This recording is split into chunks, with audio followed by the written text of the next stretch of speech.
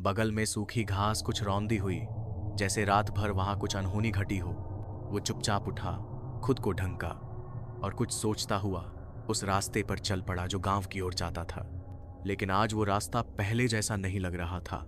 जहां कल रात वो सिर्फ एक सुंदर जगह लगी थी, आज वही जगह किसी अजीब से रहस्य से भरी लग रही थी। झरना अब भी गिर रहा था, लेकिन उसकी आवाज अब सुकून नहीं दे रही थी, जैसे कोई रो रहा हो। सामने पहाड़ों के बीच से सूरज की किरणें छन रही थीं। धूप पत्तियों पर टिकी थी जैसे कांच के टुकड़े। दूर कहीं किसी पक्षी ने पुकार लगाई और हवा में हल्की सी धुंध तैर गई। नीचे जंगली फूलों की घाटियां बिछी थीं, नीले, बैंगनी, पीले, लेकिन आज हर रंग में कुछ उदासी थी। आदित्य का मन उलझा हुआ था। उसने अपने आप को यह कहकर समझाया, शायद ये सिर्फ थकावट थी, कुछ नहीं था, सपने जैसा कुछ। पर बदन पर पड़े निशान, बिखरे बाल और होठों पर अब भी बसी उस लड़की की गंध कुछ और ही कहानी सुना रहे थे। गांव की गलियां वैसी ही थीं, धूल भरी, टेढ़ी मेढ़ी, किनारों पर आम और नीम के पेड़। घर के बाहर आंगन में एक चिरपरिचित खटर पटर हो रही थी। उसकी मां खाट पर थी, सांसें थोड़ी धीमी, माथे पर पसीना। मां, मैं आ गया। वो उसके पास बैठा और मुंह धोए बिना ही उसकी नब्ज देखने लगा। कहाँ था तू? मां की आवाज बहुत धीमी थी। रास्ते में एक औरत को डिलीवरी पेन हो गया था, काफी क्रिटिकल केस था, वहां रुकना पड़ा। इलाज के बाद मैं थक गया, झरने के पास ही सो गया। मां चौंकी। वो एकदम से खाट पर उठ बैठी। क्या? झरने के पास? उसी जगह से तो? बेटा, तू उस जगह गया? आदित्य ने मां की बात को हंसी में उड़ाते हुए कहा। अरे मां, तुम भी, ये सब अफवाहें हैं। यक्षिणी कुछ नहीं होता, मैं डॉक्टर हूं, ये सब मन के भ्रम हैं। लेकिन मां अब चुप थी। उसके चेहरे पर डर की लकीरें गहरी हो चुकी थी। शायद वो कुछ जानती थी, लेकिन कह नहीं रही थी। अगले दिन आदित्य अपने पुराने दोस्तों से मिला। सबके चेहरे पर पुरानी यादें तैर आईं। चलो नहर चलते हैं, वो अमरूद वाला पेड़ आज भी है। चारों दोस्त हौंसते हुए खेतों के बीच से होते हुए उस पुराने नहर की ओर चल पड़े। रास्ते में बांस की झाड़ियों की सोंधी खुशबू, दूर ढोलक की आवाज और कहीं कहीं खेतों में काम करती औरतों की साड़ियां हवा में लहराती दिखी। नहर पर पानी अब भी वैसा ही था, साफ, ठंडा, पारदर्शी। सभी ने कपड़े मोड़कर पैर डाले, कुछ छींटे मारे, हंसी मजाक शुरू हुआ। लेकिन तभी, डॉक्टर, आज कब आओगे?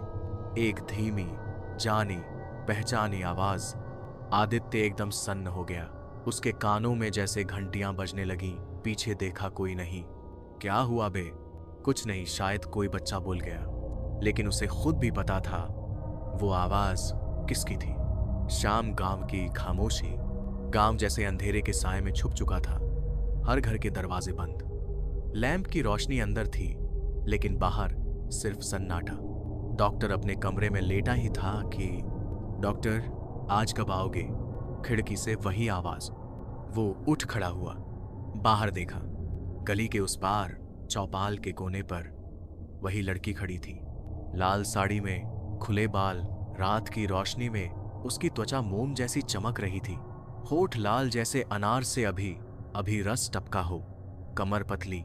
उसकी चाल में ऐसा मोह था कि कोई भी उसे बस देखता ही रह जाए। डॉक्टर धीरे धीरे उसकी ओर बढ़ा। तुम वही हो ना, झरने वाली? वो मुस्कुराई। डॉक्टर, मैं अनामिका। तुम कब से मुझे याद कर रहे हो? मैं अब फिर आई हूं। उसने अपना हाथ आदित्य के सीने पर रखा। उसका स्पर्श गर्म था, मगर अंदर से ठंडा अजीब सा द्वंद था। फिर उसने डॉक्टर को अपनी साड़ी का पल्लू पकड़ने को कहा। डॉक्टर ने ऐसा किया और अब वो उसके पीछे पीछे चलने लगा। मिट्टी का टूटा घर, एक टूटी फूटी झोपड़ी, जैसे किसी ने कई साल पहले बनाकर छोड़ दी हो।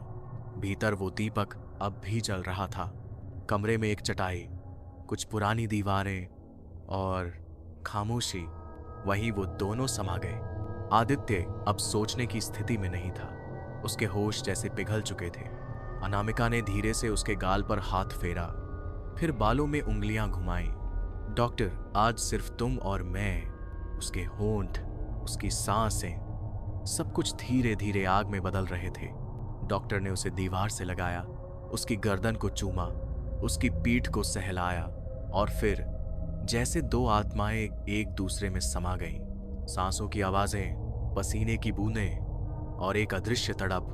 पर यह तड़प आनंद की नहीं, किसी बंदिश की तरह थी। अनामिका थकी नहीं थी, लेकिन आदित्य अब टूट चुका था। अचानक बाहर किसी के खांसने की आवाज आई। शायद कोई आदमी शौच के लिए निकला था। डॉक्टर डर गया। उसने खुद को छुपा लिया। डॉक्टर, मैं अनामिका अब जा रही हूं, वो धीरे से बोली और अंधेरे में गुम हो गई। सुबह आदित्य ने जब आंखें खोली तो खुद को फिर से अकेला पाया। वो चुपचाप उठकर घर चला गया। वो जानता था अब कुछ बदल चुका है। उसे गांव में सिर्फ एक हफ्ता रहना था, लेकिन अब 21 दिन बीत चुके हैं। हर रात अनामिका आती थी, हर रात उसे अपने आगोश में ले जाती थी। और अब आज तो 22वां दिन है। यह है पार्ट 2। पार्ट 3 देखने के लिए वीडियो को लाइक, चैनल को सब्सक्राइब कीजिए।